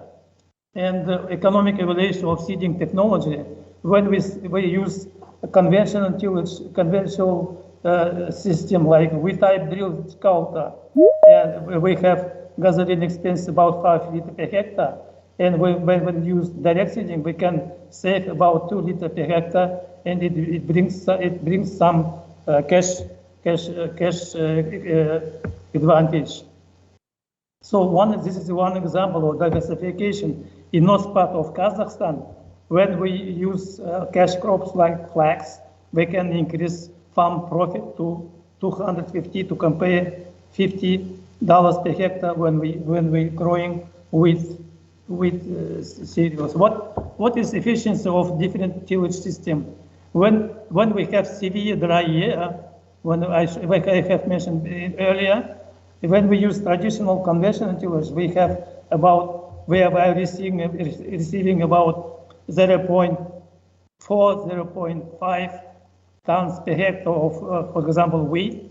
When we use advanced technology like minimum tillage or no-till system, we can increase our yield of wheat up to 1.3, 1.6 tons per hectare of wheat. This is in severe year. When we have growing weather, we can increase our yield of wheat, for example, up to 3 or 6 tons per hectare. When we're using conventional tillage with mechanical tillage, our yields are reaching to 1.8, 1.5 tons per hectare. This is one, as I am showing, this is one of the advantage of advanced technology. So one more, so based on our research, we recommend some conservation agriculture system like no-till system or reducing tillage system. And of course, we are developing our cropping system, including cash crops. So this is one example of direct seeding of flax. This is direct seeding of flax also. This is direct seeding of dry pea and spring wheat. So this is one example of field days we are organizing. So one of the main tendencies now in Kazakhstan is this irrigation system. We're widely using some different system. So thank you for your attention, for your time. Sorry for maybe time I didn't keep some time. Thank you very much, Mr. Kanath, for your presentation. I think a very interesting perspective from one of the Central Asian countries where you have some unique challenges. I think very severe water stress and also the issue of land degradation.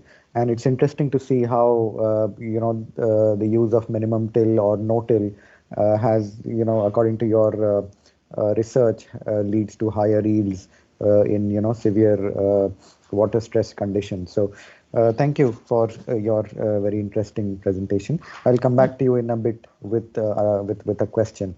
Okay.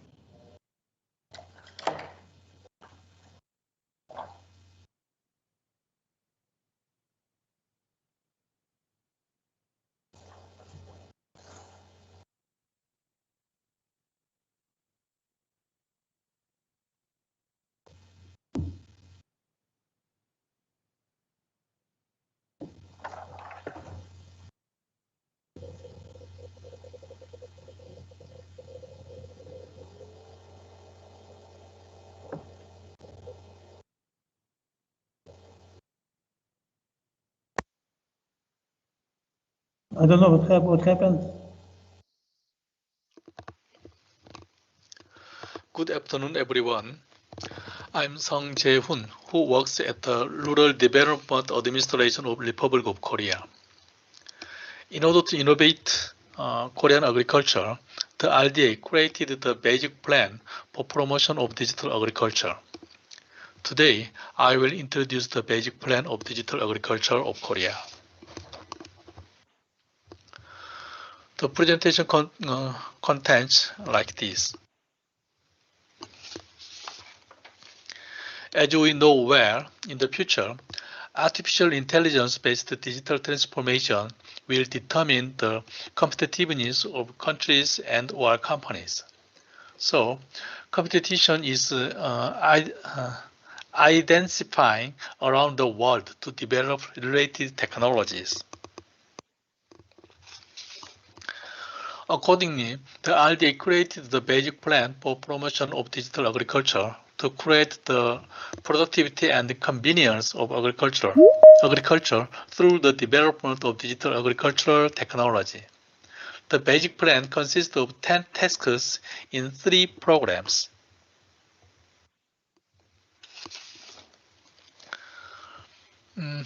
The program of building a data ecosystem for digital agriculture consists of 3 practical tasks: data collection and management, artificial intelligence service, and data opening, sharing, and utilization. The first, data collection and management, is like this.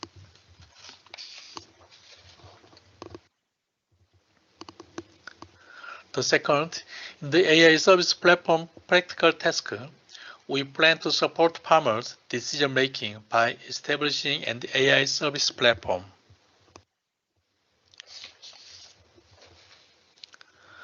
The third, in the data opening, sharing, and utilization practical task, we support technology startup by opening and sharing data and establish a cooperative system with related organizations.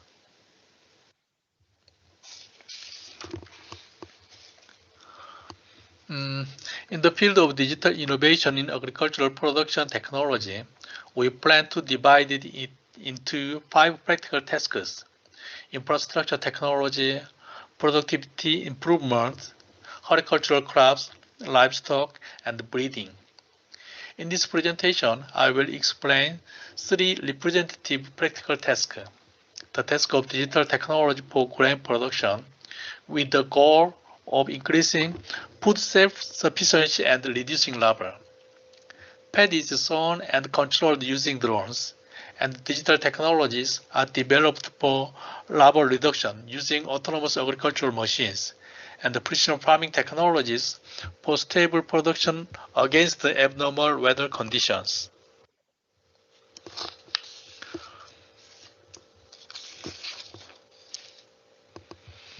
In the practical task of digital technology for stable supply and quality of horticultural crops, it aims to stabilize the supply and the demand of vegetables that's sensitive to the life of ordinary people. Cabbage uses satellite and drones to develop digital technologies that can support supply and demand by predicting cultivation area and crops. Onions develop digital technologies for predicting, storing, processing, and grasping inventory in main production areas.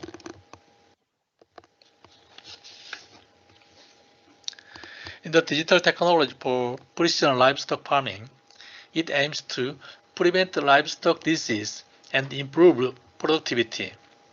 Korean beef and cows plan to use data to predict individual loading, modification timing, and delivery timing, and to promote data-based precision specification technology, robot milking, and automatic feed supply localization.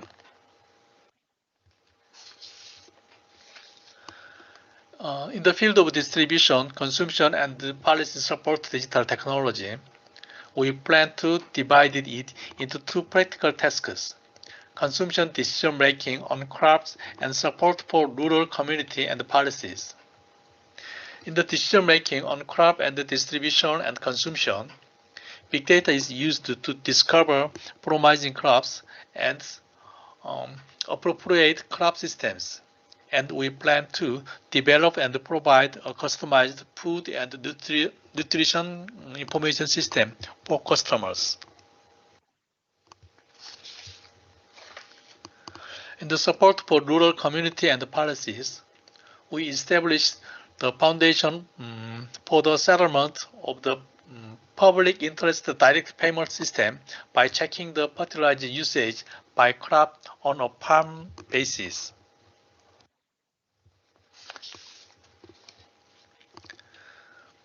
The RDA established and promoted the basic plan for promotion of digital agriculture. In 2021, the following major achievements were derived. In the field of data ecosystem, we have developed an integrated agricultural R&D platform that can connect and utilize agricultural sites and laboratories to lay the foundation for promoting digital agriculture.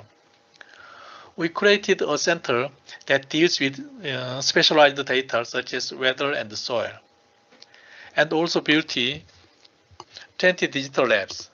In addition, we developed an optimal model by analyzing the factors that improve the productivity of excellent farmers. The model provides the AI service to smart farm farmers who grow tomatoes, strawberry, and paprika.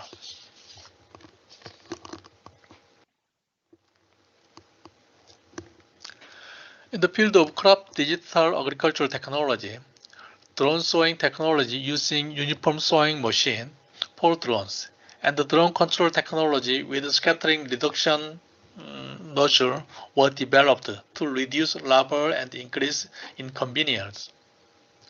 We developed a mobile real-time irrigation control technology to diagnose rice growth.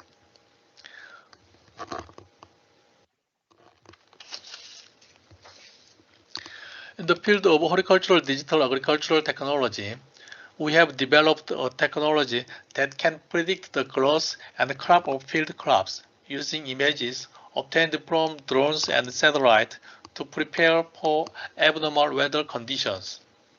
Using this data, we provide services such as recommendation for each growth stage, agricultural land observation information service, growth information, and precise customized analysis. Finally, in the field of livestock digital agricultural technology, industrial patents were secured to localize the robot milking system. We have established a digital livestock system in which the RDA integrates and manages the entire device of robot milking system and manage the information that came out at that time.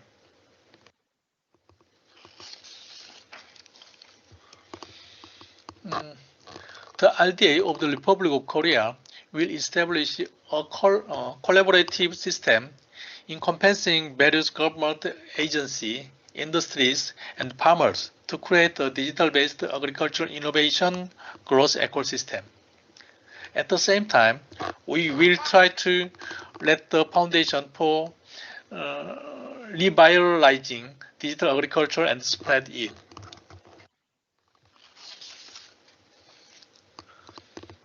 In addition, by systematically establishing and promoting a basic plan for promoting digital agriculture for farmers, we will implement sustainable agriculture and rural areas by improving convenience and productivity and increasing income.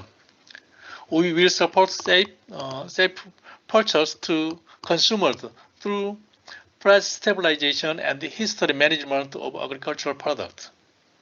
For companies or industries, we will do our best to promote innovative growth in agriculture and front and rear industries through data connection within the agricultural products. I've explained the RDA's basic plan for promotion of digital agriculture of the Republic of Korea. Thank you very much.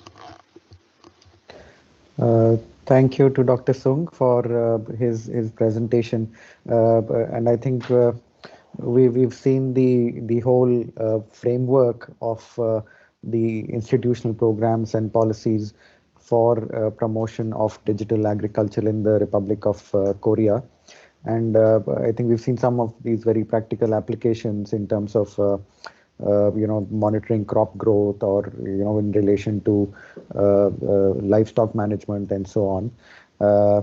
And certainly, I think this also reflects, I think, the diversity of our region, where we have some countries like the Republic of Korea, which are really going hard ahead with digital technologies and ICT-enabled technologies and mechanization.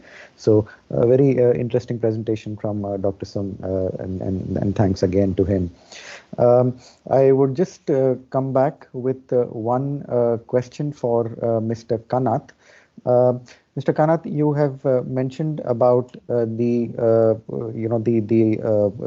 research done relating to no-till farming in Kazakhstan. But what do you think are the opportunities for international cooperation to address some of the transboundary issues? Because there are many landlocked countries in Central Asia, and cooperation within the sub-region is very important. So what do you think are the opportunities for transboundary cooperation within Central Asia? Thank you very, very much. Good question. So the main tendency in the agriculture strategy in Kazakhstan are conservation agriculture, diversification, precision agriculture, and the main challenges are climate change.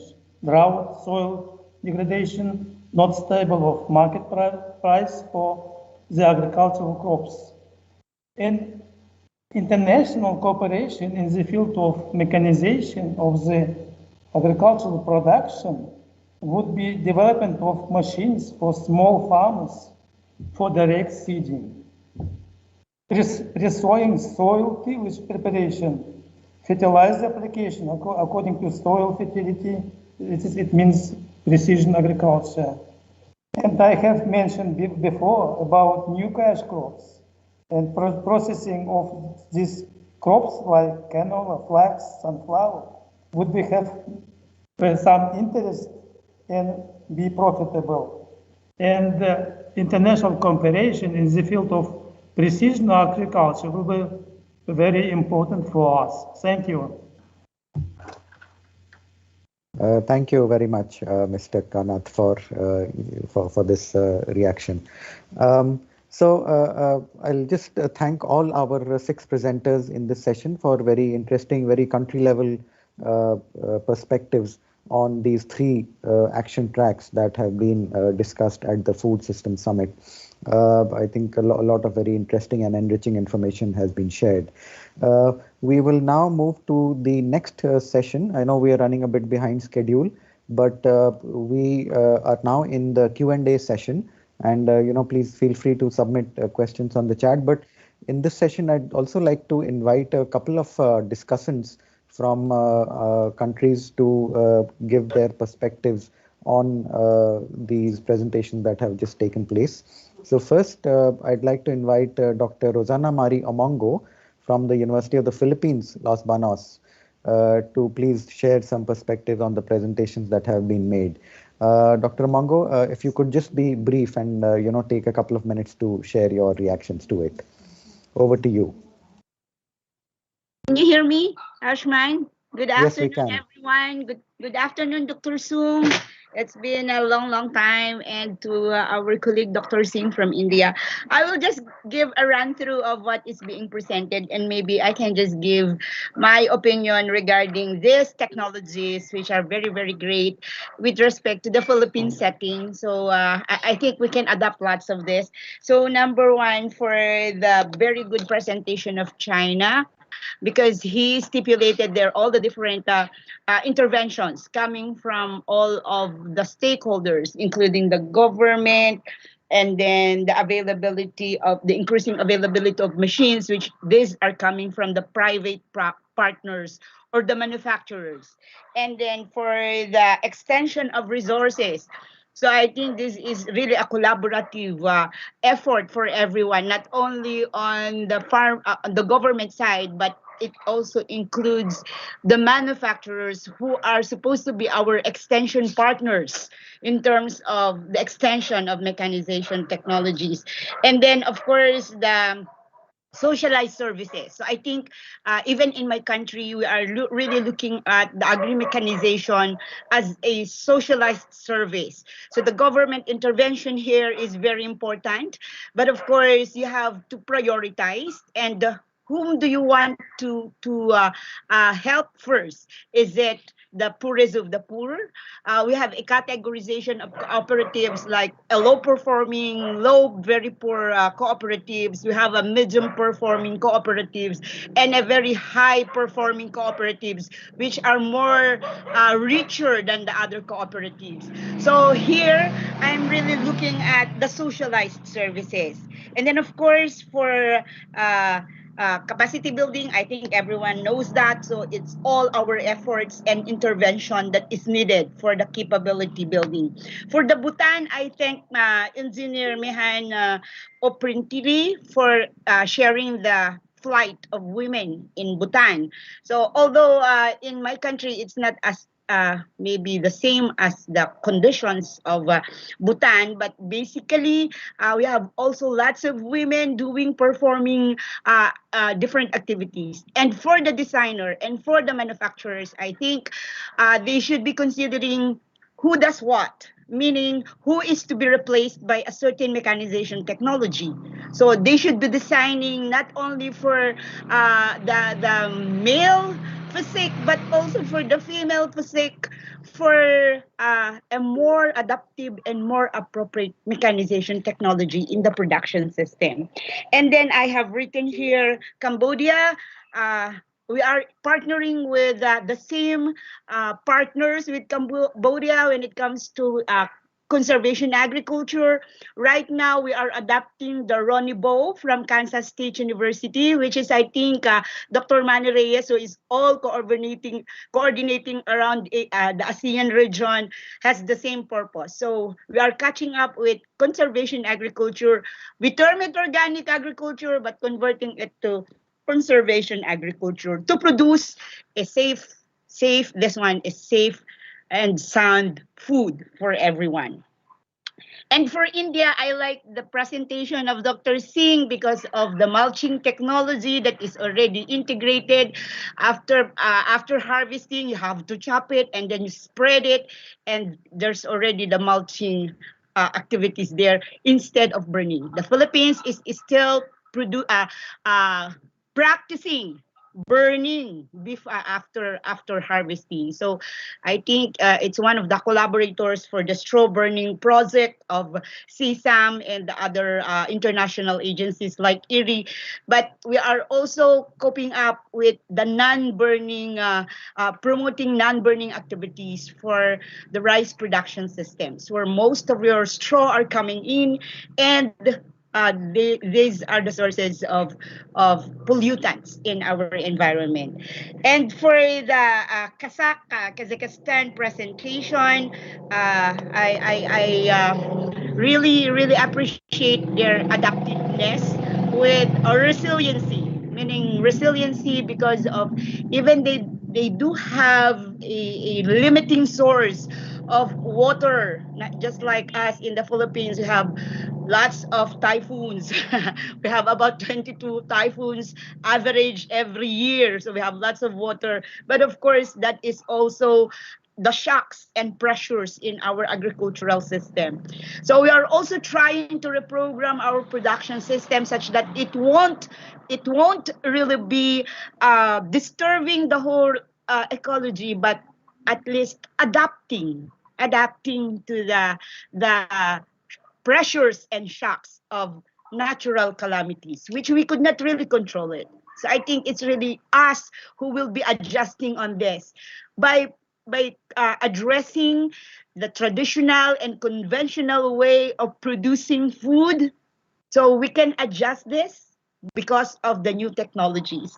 And for the last, Dr. Sung, I know I've been seeing lots of his presentation. I visited Korea, and I really appreciate the digitization of mechanization. I know we are not yet there, most of us, but that would be really the way forward for everyone. So we will be learning a lot of lessons coming from our leading countries, our leading neighbors in the digitizing their mechanization technologies. As of now, we are looking that these are very, very far from technologies in other parts of the ASEAN region. But in the future, you cannot avoid it. You have to adapt. Resiliency is there. And so on behalf, maybe as in my opinion, my country is also coping up with all of the things that are being presented. And I've learned again another new knowledge that could be shared to my countrymen, especially us who are the planners and the decision makers of what will happen to our country. And with that, Usman, thank you very much for sharing, and thank you to Yui and to Miss Yutong for inviting me again. Thank you very much. Thank you. Thank you very much indeed, Dr. Amongo, and always very interesting and enlightening to hear your feedback and your perspectives. So thanks a lot. We have one other discussant, and I'd like to just call on Professor Li Hongwen from China Agricultural University. So Professor Li, if you could just be brief, a couple of minutes, so that then we can begin to the wrap up, please. Over to you, Professor Hongwen. Good afternoon, everyone. Nice to see several friends here. Just now, I tried to follow the good comments from Ms. Rosemary Amango. Amango, it's nice to meet you here. Same to you. Thanks to CSAM for organizing such a forum for 6 experts from different countries to share their points of view. I will not repeat the same comments or same idea from Ms. Rosanna Maria. I fully agree that equitable livelihood is very important. Agriculture mechanization can boost natural positive production and build resilience to vulnerability, shocks, and stress. As Mr. Liu Xu from China, as he said that China has developed agriculture mechanization quickly in the past more than 40 years, which give greater contributions to China food security. I myself have done conservation tillage research for 30 years. This technology can achieve, to some extent, can achieve above 3 goals. Just now, Mr. Kossal also talking about conservation agriculture in Cambodia, and India expert also talking about conservation agriculture. According to my 30 years experience on conservation tillage, I would like to see that no matter in which country, if they cannot find suitable no-till seeders, no matter how good experimental result they get from that experiment, it will be difficult to extend this technology. So I would like to see that no matter in Cambodia, India, or other countries, if you want to extend the conservation agriculture, please put no-till seeders or other conservation agriculture, conservation tillage machines as the first thing. With machine, you can extend. Without machine, you can only do small farmland experiment. I also can see that in China, you can find different level no-till seeders, minimum till seeders, from high price to middle price to lower price, even hand seeders. Also, I would like to see that no matter how many people see that conservation agriculture, I know that some experts see that conservation agriculture nearly equal to no-till. I don't agree. According to my experience, conservation agriculture not only include no-till, but also minimum till. Thanks.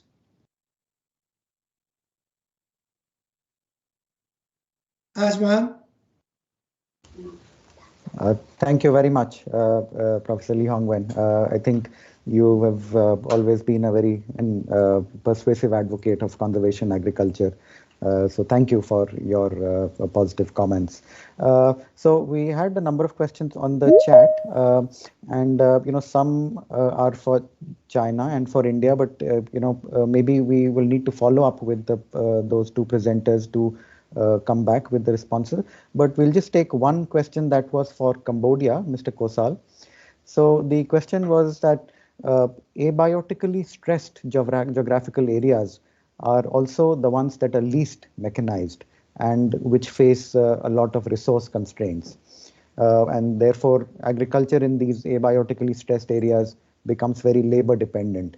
So what are the suggestions that you may have to on the policy front, how can we promote mechanization in these abiotically stressed areas? So, Mr. Kosal, a very brief reaction, maybe just in 1 minute, please. Yeah, thank you, Dr. Asuman. Thank you for the question. Based on my presentation, I just stressed about the new technology that to improve for conservation agriculture only. But the principle in my country, the Cambodia country, is the agriculture country also. We have to export the product to the abroad. This one, but kindly that I mentioned, according to the in long vision, that we will found some methodology to support and in long vision, and also maybe another method that is used from the traditional one, that maybe the farmer they use and create the rest of the soil quality important. That right now in Cambodia we start to research and also to improving the conservation agriculture in the countryside. Most of this one just starting and we see slow, and also regarding to the tool and equipment on the agriculture sector, like professor that he mentioned also, this one we have some money tap that we need to appropriate the mechanization to consider on the agriculture conservation technology. This one that regarding to the technology agriculture that we will speed up, and also we will create the fostering to improve this one for much better than right now on in the future, because we expect that this methodology may be improved in sustainable agriculture in the long run. Yes, thank you, Dr. Asuman. Thank you, Mr. Kosal, for your reflection. Okay, I think we are completely out of time. I think we are about 15 minutes over, but I hope it's been worth it to have the additional discussion. So I'd just like to conclude. I'll take a moment to thank our panelists, our presenters, Dr. Yutong from CSAM, Dr. Katinka Weinberger from ESCAP, and also our speakers from China, Mr. Liu Shu, from Bhutan, Ms. Upreti, Mr. Kosal and Dr. Singh from Cambodia and India, and then Mr. Kanat Akshalov and Dr. Sung from Kazakhstan and Korea. Thank you for sharing your thoughts and for enriching these discussions. A big thanks also to our two discussants, Dr. Amongo and Professor Lee Hongwen, for sharing your additional perspectives.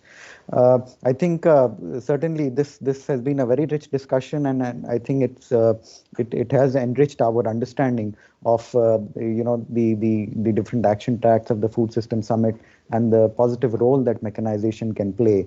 And I think what really has come out is firstly the importance of inclusive and sustainable technologies. I mean, we really it's if you have good technologies, and we promote them in an inclusive and sustainable way, then we are able to get the results that we are hoping for. The second is about the need for capacities, and I think we need to strengthen capacities both at the farmer level as well as at the institutional level and at the policy level, for having an enabling policy landscape for mechanization. And then finally, I think what has come out clearly is the role for transboundary cooperation and regional and international cooperation. And there's a lot of good knowledge and learning that can be shared with countries and amongst countries for mutual benefit. So I'm pleased to also announce that at this point, based on these discussions, CSAM is making a commitment. We commit to support the network of stakeholders participating in the regional forum on sustainable agriculture mechanization to promote sustainable agricultural mechanization for food systems transformation, in particular to advance inclusive and equitable livelihoods, to build resilience to vulnerabilities, and for other means of implementation. And to deliver on this commitment, we would be focusing on efforts to strengthen capacities, to build networks, and to further regional and technical cooperation for realizing the overall vision of inclusive and sustainable food systems transformation in the Asia-Pacific region. And we will include this commitment in the outcomes of this forum as well. So once again, thanks to all presenters, speakers for enriching the discussions.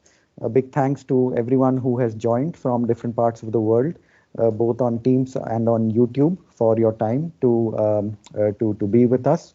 And we look forward to meeting you again sometime soon. So please stay safe, take care, and we'll be in touch again. And please take a moment to fill up the feedback survey form that has been circulated on the chat functions to all of you. Thank you very much and take care. Thank you, Sam. Thank you.